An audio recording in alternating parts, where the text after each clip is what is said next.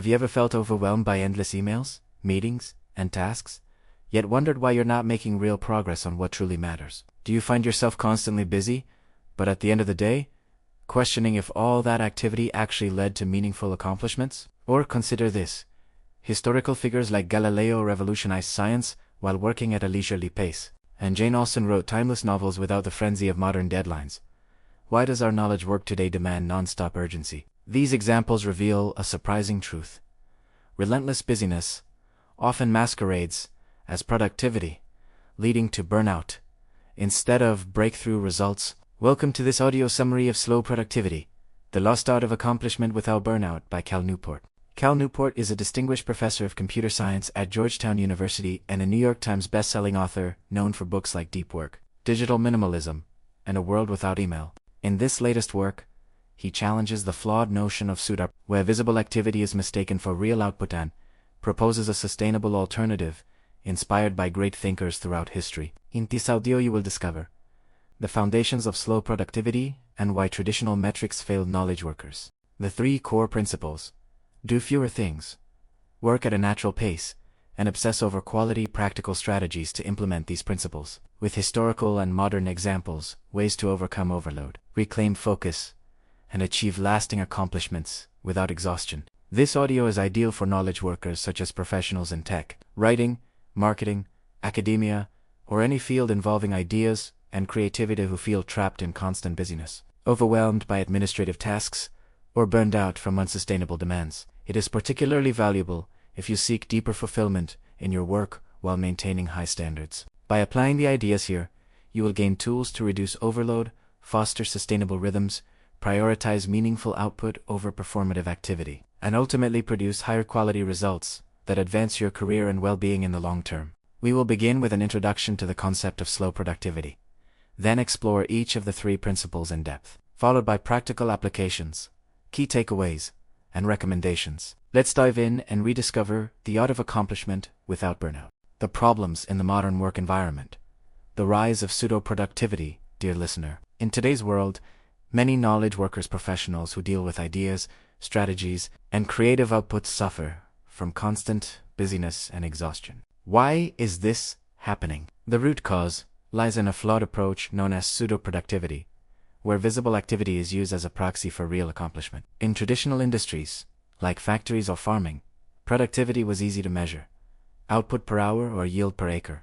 But in knowledge work fields such as programming, writing, marketing, or research, there are no clear metrics for output. As a result, managers and workers alike fell back on observing activity.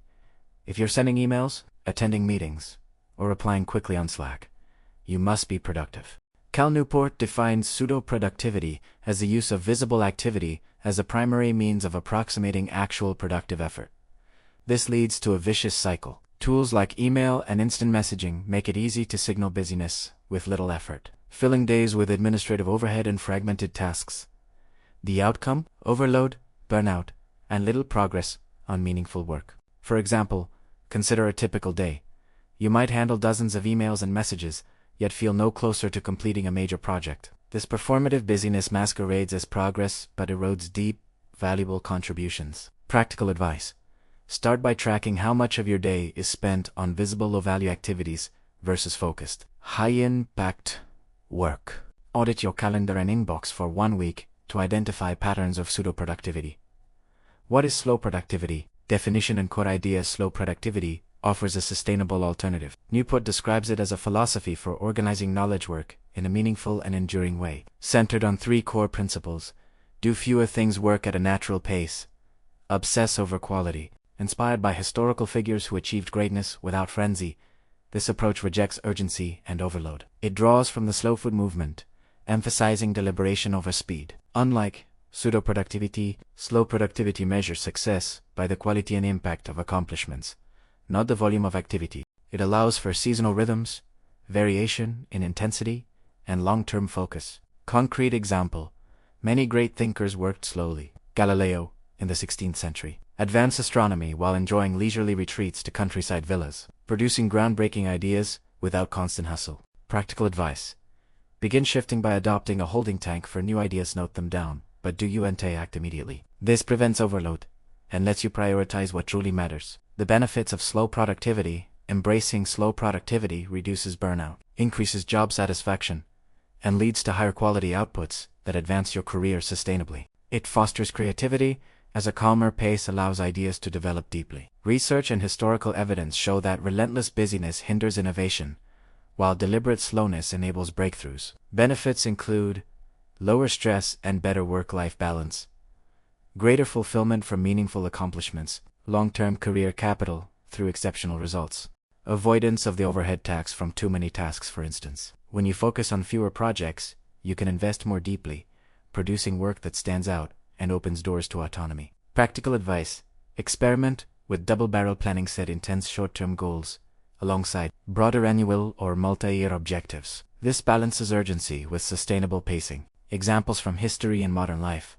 Historical figures exemplify slow productivity beautifully. Jane Austen struggled to write amid family obligations and social demands in her early years, producing little of note only after settling in a quiet cottage at Chawton, with fewer distractions. Did she revise and publish her masterpieces like Pride and Prejudice and Emma in a focused burst? Similarly, Galileo made revolutionary discoveries, not through non-stop labor, but by working deliberately, often retreating for reflection. In modern times, writers like John McPhee produce prolific bodies of work by writing just 500 words a day, consistently proving that steady, unhurried effort accumulates into extraordinary results.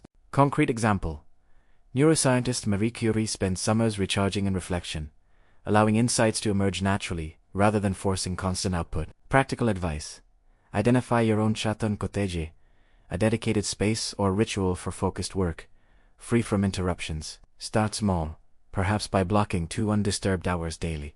By understanding these foundations, you can begin escaping pseudo-productivity and embracing a more humane path to accomplishment. In the upcoming sections, we will explore each principle in detail. Mid-video call to action 15. Sonia, if this content is proving valuable to you, please hit like. It provides significant support. Subscribe for new book analysis. Share your thoughts in the comments. Let us continue. Understanding the principle: why doing fewer things matters. The first core principle of slow productivity is straightforward yet profoundly countercultural: do fewer things. In an era dominated by pseudo-productivity, where more tasks and faster responses signal value, this principle demands the opposite: deliberately limiting concurrent projects and commitments. Cal Newport argues that spreading attention across too many tasks creates fragmentation, reduces depth, and generates excessive administrative overhead. When you juggle numerous responsibilities, each one receives only shallow effort, and the constant context switching drains cognitive resources. By contrast, focusing on fewer things at once allows for deeper engagement, higher quality, and genuine progress on what truly matters. This principle is not about laziness or reduced ambition. It is about ruthless prioritization to ensure that your limited time and energy are directed toward high-impact. Practical advice: begin by listing all your current active projects and commitments. Ask yourself, if I could only complete 3 of these this year, which would they be? This forces clarity on priorities. How to apply do fewer things in practice. Implementing this principle requires active defense against new tasks while protecting space for existing priorities. Newport recommends several strategies. Say no by default. Treat new requests as interruptions to your core work, unless they clearly align with long-term goals. Use a pull system rather than push, instead of accepting tasks as they arrive. Periodically review and pull in only what fits your limited slate. Maintain a visible workload cap. Publicly or internally declare that you are working on only a small number of projects at any time. For example, no more than 3 major initiatives. A useful tool is a task board with strict columns. Active limited to 2 to 3 items. Next queued, and backlog everything else. Only move items forward when an active slot opens. Concrete example: a software engineer might decline additional feature requests or committee assignments until a current major release is complete, thereby delivering superior code rather than fragmented contributions. Practical advice: schedule quarterly reviews to prune commitments. During each review, aim to eliminate or delegate at least one ongoing responsibility. Historical and modern examples. History provides compelling evidence that doing fewer things often yields extraordinary results. Charles Darwin spent years on a single major project after returning from the Beagle voyage. He deliberately avoided excessive social engagements and side pursuits, allowing him to develop the theory of natural selection over 2 decades of focused effort. Jane Austen, as mentioned earlier, produced her greatest novels only after simplifying her life and concentrating on writing rather than scattered domestic and social obligations. In modern contexts, successful figures continue this pattern. Lin-Manuel Miranda wrote and composed Hamilton by protecting large blocks of time and declining most unrelated opportunities during its development phase. Many leading researchers and writers, such as neuroscientist Nancy Kenwisher or author Neil Stevenson, maintain unusually light teaching or speaking schedules to preserve bandwidth for a deep investigation. These examples demonstrate that limiting scope does not constrain achievement, it enables Italiano. Practical advice. Identify one area of your life where you are over, for example, side projects, meetings, or volunteer roles, and commit to finishing or exiting one commitment within the next month. Overcoming common obstacles and sustaining the practice resistance to this principle often comes from fear of appearing on workplace cultures that reward busyness or guilt about saying no. Newport advises reframing refusal as a service to quality. By declining low-priority tasks, you protect your ability to deliver exceptional work on high-priority ones. Another challenge is the overhead tax of too many projects. Each additional task brings emails, meetings, and updates that multiply effort disproportionately. Reducing concurrent work dramatically lowers this hidden cost. Practical advice. Prepare polite but firm refusal templates. I'd love to help, but my current commitments don't allow me to take on additional projects right now. Share your workload limits with colleagues and managers to set clear expectations. Track time saved by doing fewer things and reinvest it into your most important work. By consistently applying do fewer things, you create the necessary space for the second and third. Principles to take root: working at a natural pace and obsessing over quality. Mid-video call to action: 15 seconds. If this content is proving valuable to you, please hit like. It provides significant support. Subscribe for a new book, and share your thoughts in the comments. Let us continue. The context. Why constant urgency harms knowledge work. The second principle of slow productivity challenges one of the most pervasive myths in modern work culture: the need for constant intensity and speed. In knowledge work, where outcomes depend on creativity, insight, and complex problem-solving, forcing an artificial pace of non-stop urgency often backfires. Cal Newport explains that pseudo-productivity thrives on visible urgency, quick responses, rapid task completion, and immediate availability, which creates a culture where everything feels like an emergency. However, this relentless pace fragments attention, elevates stress, and prevents the deep cognitive processing required for high-quality results. True accomplishment, especially in creative or intellectual fields, emerges from variable rhythms, periods of intense focus, interspersed with slower reflection, recovery, or even apparent idleness. Working at a natural pace means aligning effort with seasonal and daily fluctuations, accepting that productivity is not linear. It rejects the industrial era assumption that output should be steady and predictable every hour of every day. Practical advice. Observe your own energy patterns over a week. Note when you feel most creative or focused: mornings, evenings, or after breaks, and begin scheduling demanding tasks during those peak periods, while allowing lighter or recovery time elsewhere. The advantages of slowing down and embracing variable intensity. Adopting a natural pace yields significant benefits for both output quality and personal well-being. Enhanced creativity and insight. Ideas often mature during slower periods. Downtime allows subconscious processing, leading to breakthroughs that forced urgency stifles. Reduce burnout. Accepting ebbs and flows prevents chronic exhaustion and preserves long-term motivation. Higher quality results. Rushed work tends to be superficial. Deliberate pacing enables refinement and excellence. Better work-life integration. Variable intensity accommodates life demands, making sustainable careers possible. Research supports this. Studies on creative professionals show that deliberate rest and variation improve innovation far more than prolonged grinding. Concrete example. Many breakthrough scientific discoveries occur during walks, showers, or vacations, moments of low urgency when the mind wanders freely. Practical advice. Institute slow seasons in your year. For instance, designate one quarter for intensive project completion and another for planning, learning, or lower intensity maintenance tasks. Historical and modern examples of nature. Productivity history is rich with figures who achieved greatness by honoring natural rhythms rather than forcing constant output. Charles Darwin followed a strict but gentle daily routine: a short walk, focused work in the morning, rest in the afternoon, and light reading in the evening. He avoided overexertion, allowing ideas to develop gradually over years. Albert Einstein spent much of his time at the patent office daydreaming and taking long walks, which provided the mental space for his revolutionary theories. George O'Keeffe, the renowned painter, alternated intense periods of creation with extended time in the New Mexico desert, where slower rhythms fueled her artistic vision. In contemporary settings, author Neil Stephenson writes in focused bursts, followed by deliberate breaks, producing complex novels without burnout. Many successful academics and researchers structure their years around teaching. Semesters higher intensity and summers deeper research or recovery. These examples illustrate that allowing work to unfold at its own rhythm intense when inspiration strikes, slower when consolidation is needed often, leads to superior, more enduring accomplishments. Practical advice. Experiment with intensity variation.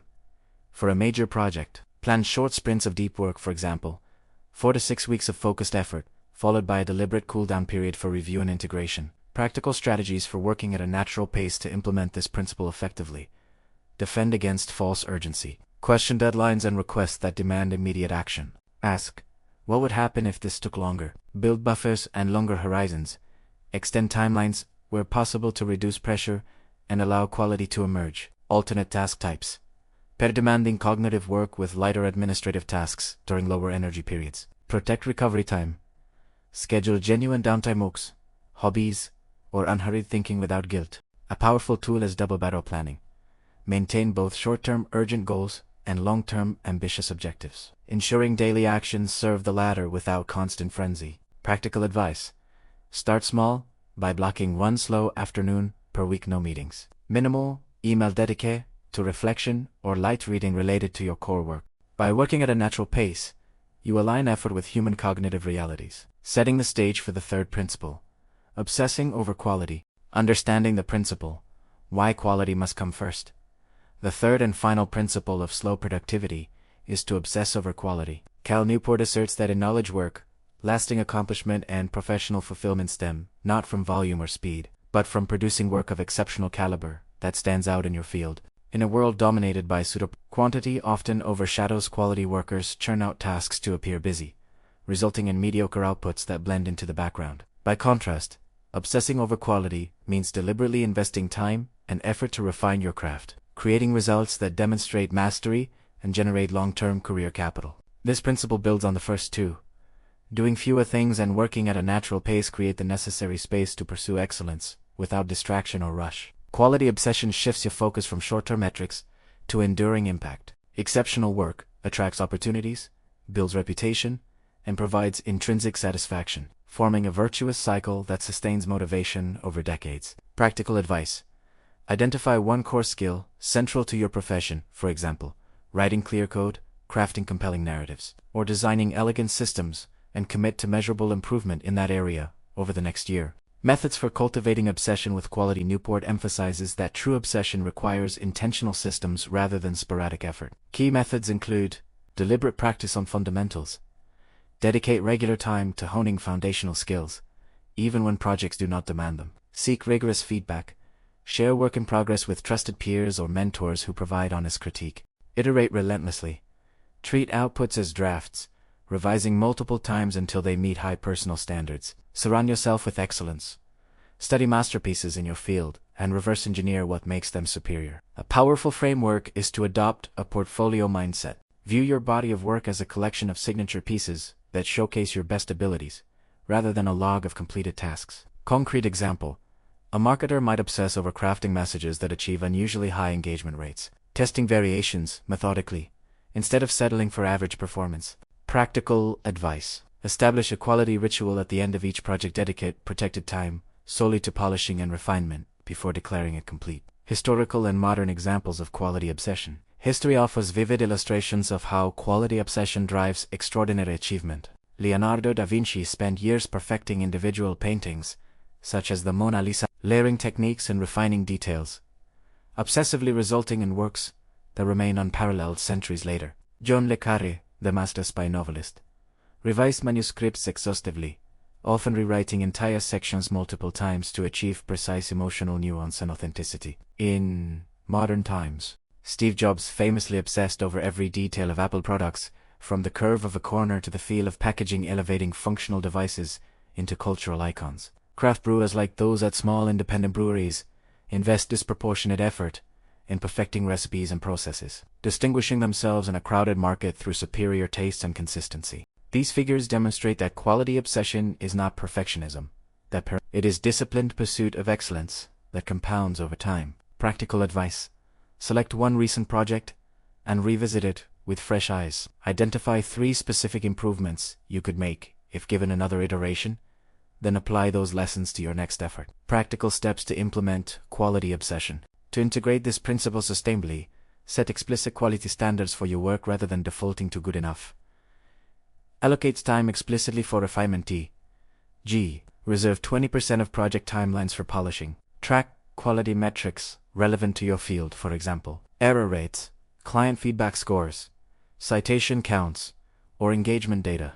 Build accountability by publicly committing to high standards or joining communities that value craftsmanship. Remember that the first 2 principles enable this one. Fewer concurrent tasks and natural pacing provide the bandwidth required for deep refinement. Practical advice: create a mastery journal to document lessons learned from each project and track progress in your core skills. Schedule annual deep dive periods dedicated solely to advanced skill development, free from delivery pressures. By obsessing over quality, you transform your work from interchangeable output into distinctive contributions that define your professional legacy. In the next section, we will explore how to combine all 3 principles into a cohesive slow productivity practice, integrating the 3 principles into a cohesive system to fully benefit from slow productivity.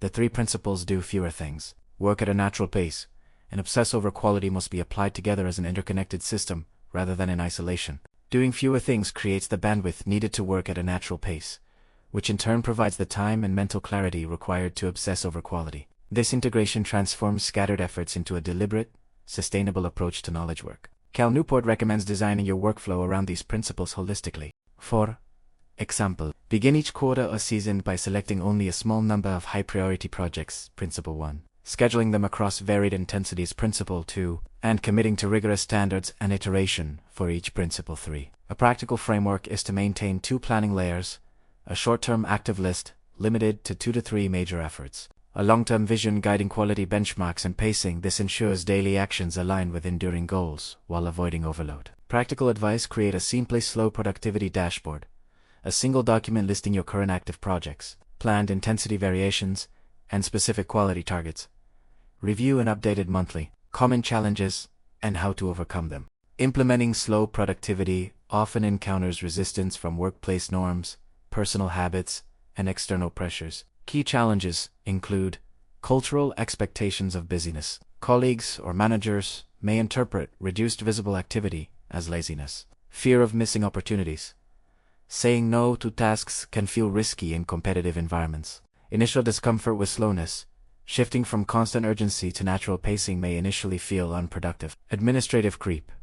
Even with fewer projects, overhead tasks like email can expand to fill available time. Newport advises proactive management. Communicate boundaries clearly and frame them positively. For example, I limit concurrent projects to ensure exceptional results. Use protocols to contain overhead, such as batching communication or designating office hours. Build tolerance for slower rhythms by starting with small experiments and tracking positive outcomes. Concrete example: when faced with urgent but low-value requests, respond with a polite delay. ILL, review this during my next planning session and get back to you by date. Practical advice: identify your biggest current obstacle, email volume, or overcommitment, and design one specific countermeasure this week. Success stories and real-world impact. Many professionals have successfully adopted slow productivity with transformative results. A university professor reduced commitments and teaching load slightly, focusing intensely on a handful of research projects. Over several years, this led to breakthrough publications, tenure, and greater job satisfaction. A software developer at a tech company limited active tasks to major features per quarter, worked in seasonal bursts, and iterated rigorously on code quality. This approach earned promotions based on impactful contributions rather than hours logged. Freelance writer and consultant adopted strict project caps and natural pacing, resulting in higher-paying clients who valued signature quality over rapid turnaround. These stories illustrate that slow productivity not only prevents burnout but actively accelerates long-term success by building irreplaceable expertise and reputation. Practical advice: seek out a mentor or accountability partner who values quality over quantity. Share your slow productivity goals and progress regularly for support and perspective. Additional tips for sustained practice. To make slow productivity a permanent habit, Automate defenses. Use tools like email autoresponders or calendar blocks to protect focus time. Celebrate quality milestones. Acknowledge completions of exceptional work rather than mere task volume. Periodically reassess. Every 6 months, evaluate how well the principles are serving your goals and adjust as needed. Combine with complementary practices. Pair slow productivity with techniques from Newport's earlier works, such as time blocking for deep work or digital minimalism for reduced distractions. Remember, slow productivity is a long-term philosophy. Progress compounds gradually, yielding not just better work but a more balanced and fulfilling professional life. Practical advice. This week, apply all 3 principles to one ongoing project. Narrow its scope if needed. Adjust its timeline to a natural rhythm, and dedicate extra time to refinement. Observe the difference in both process and outcome. With these integration strategies, you are now equipped to move beyond theory and embody slow productivity in your daily work. Top 8 key takeaways from slow productivity. To summarize the core insights from Cal Newport's book, Pseudo-Productivity: Relying on Visible Busyness as a Proxy for Real Accomplishment is the primary driver of overload and burnout in modern knowledge work. True productivity in creative and intellectual fields requires a deliberate, sustainable approach rather than constant urgency. The 3 principles: do fewer things, work at a natural pace, and obsess over quality form and interdependent system for lasting accomplishment. Doing fewer things reduces cognitive overhead and enables deeper focus on high-impact work. Working at a natural pace honors seasonal and daily rhythms, fostering creativity and preventing exhaustion. Obsessing over quality builds career capital through exceptional outputs that stand out and compound over time. Historical figures achieved greatness not through relentless hustle, but by applying these slow principles intuitively. Slow productivity is a long-term philosophy that leads to both superior results and greater professional fulfillment. 6 practical steps to implement slow productivity. Here are actionable steps you can begin today. Conduct a workload audit. List all current projects and commitments, then select only the top 2 to 3 to remain active. Establish clear boundaries. Prepare polite refusal templates and communicate your limited capacity to colleagues. Design seasonal rhythms. Plan intense periods for execution and slower periods for planning, learning, or recovery. Protect refinement time. Allocate at least 20% of every major project timeline for iteration and polishing. Contain administrative overhead. Batch email and messages, set office hours, and use protocols to reduce interruptions. Track progress by quality, not activity. Maintain a journal of skill improvements and signature accomplishments, rather than task counts. How to make the most of this book. Revisit slow productivity periodically, perhaps once a year, as a reminder to recalibrate your work habits. Apply the principles gradually rather than all at once. Start with one, such as doing fewer things, and layer the others as you gain confidence. Share the ideas with colleagues or managers to create a supportive environment, and use the historical examples as inspiration during moments of doubt. 6 similar book recommendations. If you enjoyed this book, consider these complementary works. Deep Work by Cal Newport explores how to cultivate focused, distraction-free time for high-value cognitive effort. Essentialism: The Disciplined Pursuit of Less by Greg McKeown guides you toward ruthless prioritization and saying no to non-essential demands. 4,000 Weeks. Time Management for Mortals by Oliver Burkeman. Productivity around accepting human limits and focusing on what truly matters. The Practice. Shipping Creative Work by Seth Godin emphasizes consistent, generous creation with an emphasis on quality and resilience. Rest. Why You Get More Done When You Work Less by Alex Woojan Kimpeng provides evidence-based arguments for the restorative power of deliberate rest. Indistractable. How to Control Your Attention and Choose Your Life by Nir Eyal offers practical tools to manage distractions and reclaim focus. Final Thoughts. Slow productivity is not a quick fix, but a profound shift toward work that is meaningful, sustainable, and excellent.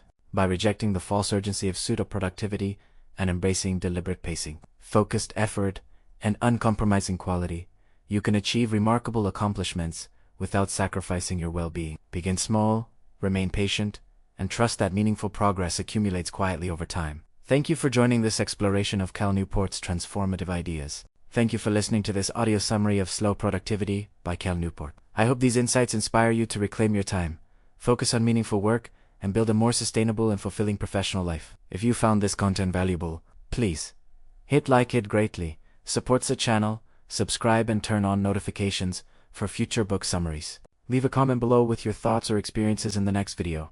We will explore another transformative book on focus and effectiveness. Stay tuned for that announcement. To spark discussion in the comments, which of the 3 slow productivity principles do you find most challenging to implement, and why? Have you ever experienced a breakthrough by deliberately slowing down or doing fewer things? What is one change you plan to make after listening to this summary? Thank you once again for your time and engagement. I appreciate you being part of this community, dedicated to thoughtful growth and better work habits. Until next time, take care and work slowly, but deliberately.